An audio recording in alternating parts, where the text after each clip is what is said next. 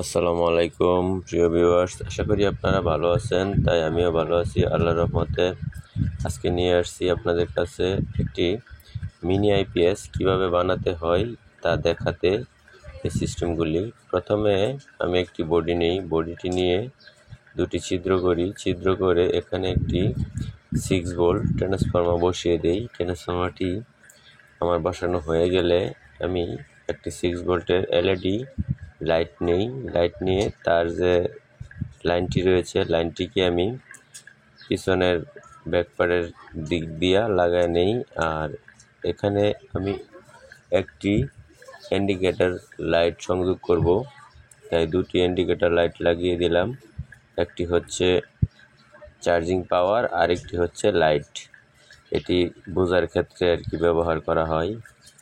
ইন্ডিকেটরের পিছনে দেখতে পাচ্ছেন রেজিস্ট্যান্স সোল্ডারিং করতেছি। এই দুটি রেজিস্ট্যান্সের নাম্বার হচ্ছে 1K অথবা 10K, যে কোনো একটি দিলেই পারেন আপনারা।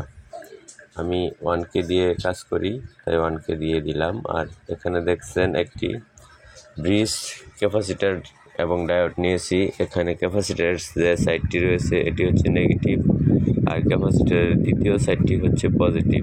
আর রেকটিফায়ারের যে এসি সাইড দুটি রয়েছে এই দুটি সাইডে যাবে ট্রান্সফরমার লাইন এসি।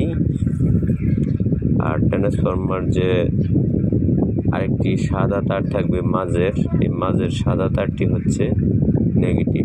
এটিকে আমি নেগেটিভের মাঝে সংযোগ করব, তাই রেকটিফায়ারের দুই সাইডে দুটি কালো তার লাগিয়ে নিলাম। ট্রান্সফরমার দুই সাইডের দুই কালো তার। আর এখানে দেখেন ট্রান্সফরমার যে মাঝের লাইনটি রয়েছে এটি কিন্তু নেগেটিভ, এটিকে আমি পরে লাগাচ্ছি। এখন আপনাদেরকে দেখাচ্ছি এসি লাইন কিভাবে লাগাতে হয় এবং ট্রান্সফরমার কোন সাইডের লাইন।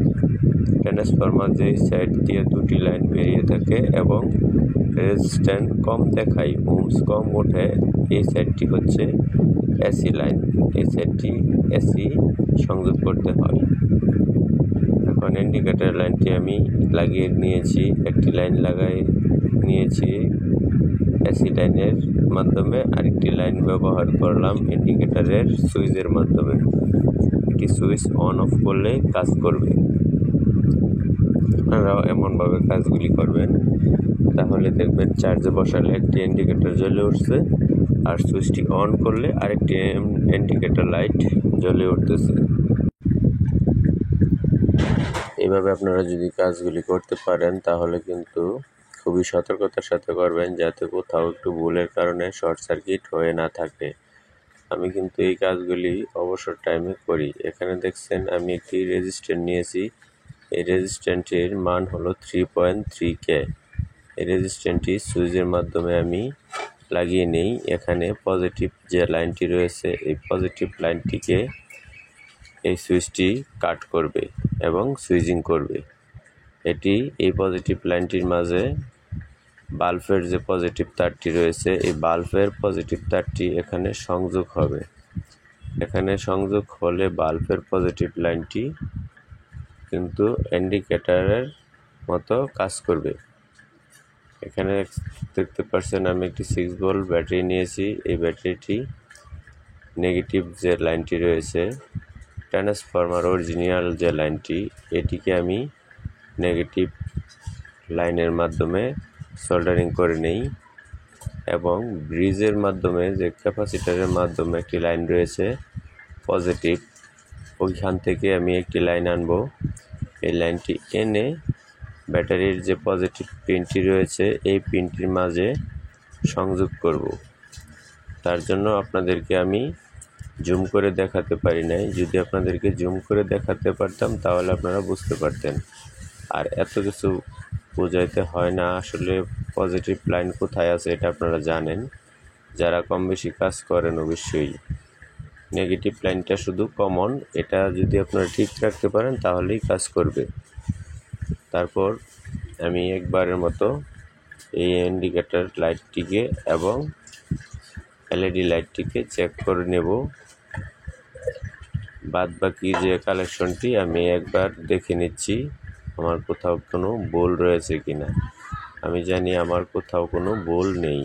এখন সুইচটি চালু করতেছি। লাইটটি কাজ করতেছে এবং লাইটটি খুবই সুন্দরভাবে কাজ করছে। দেখতে পাচ্ছেন খুবই সুন্দর আলো দিচ্ছে। তারপরে কিন্তু আমি আরও কিছু করতে পারবো। এই লাইটের ভিতরে একটি ড্রাইভার সার্কিট ব্যবহার করতে পারবো। ড্রাইভার সার্কিট ব্যবহার করলে তাতে অনেক ভালো হয়। এই মিনি আইপিএসটি এখন আমার কাজ করা শেষ। ভিউয়ার্স ভাইয়েরা, কাজ করা শেষ হয়ে গেলে এখন আমি এটার যে ভিতরে ওয়ারিংগুলি রয়েছে এগুলিকে আমি কেবল ট্রাইয়ের মাধ্যমে সুন্দর করে একে অপরকে একসাথে করে জড়িয়ে লাগিয়ে দেব, যাতে করে লড়াচড়া না করতে পারে। আর এই ভিডিওটি ভালো লাগে আপনাদের, অবশ্যই চ্যানেলটি সাবস্ক্রাইব করবেন এবং ভিডিওটির মাধ্যমে একটি লাইক দিবেন। আর সকলের প্রতি দোয়া রইল, সকলেই ভালো থাকবেন। আসসালামু আলাইকুম ওয়া রাহমাতুল্লাহি ওয়া বারাকাতুহু।